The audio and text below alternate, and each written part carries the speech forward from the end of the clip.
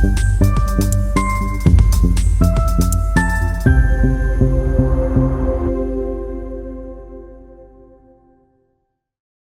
गुवाहाटी में स्वदेशी जागरण मंच असम ने गुवाहाटी के केशर धाम ने एक दिवसीय प्रशिक्षण कार्यक्रम किया। ये मंच का पहला कार्यक्रम है गुवाहाटी में।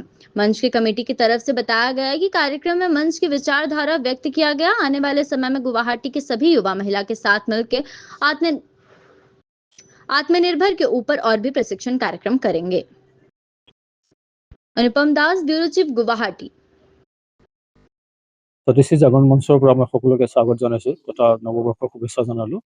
আমি স্বদেশী জাগৰণ মঞ্চ তথা স্বাৱলম্বী ভাৰত অভিযান গুৱাহাটী মহানগৰ তলিৰ পৰা আমাৰ প্ৰথমখন আমাৰ কাৰ্য তথা হ'বলৈ এখন প্ৰশিক্ষণ বৰ্গ আমি অনুষ্ঠিত কৰিলোঁ। আৰু প্ৰতি নগৰত কমেও আমি যাতে আমাৰ স্বদেশী জাগৰণ মঞ্চ তথা স্বাৱলম্বী ভাৰত অভিযানৰ কাৰ্যকৰ্তা আমি নিয়োগ কৰিব পাৰোঁ তাৰ ওপৰত আমাৰ আজি চিন্তন বৈঠক কৰিলোঁ। আৰু বিশেষকৈ আমাৰ যি পঞ্চ পৰিৱৰ্তনৰ বিন্দু সেই বিষয়ে আমি বিতংভাৱে আলোচনা কৰিলোঁ।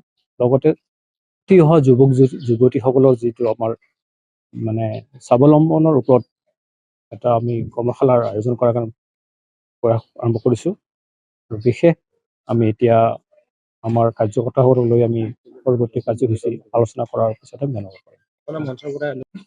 প্ৰথমতে আমি আমাৰ যিটো উদ্দেশ্য সেইটোৰ ওপৰত আমি বিশেষ গুৰুত্ব দিছোঁ। যেনেকৈ ভাষা, ভূষা, ভোজন, ভ্ৰমণ, নিজা সংস্কৃতি আদি কৰি যিখিনি আমাৰ নিজা সংস্কৃতি হেৰাই গৈছে সেইখিনিও আমি গুৰুত্ব দি আছোঁ। আৰু এটা নতুন কথা হ'ল কি যে নতুন নহয়, পুৰণাৰ পৰা চলি আহিছে যিটো আমাৰ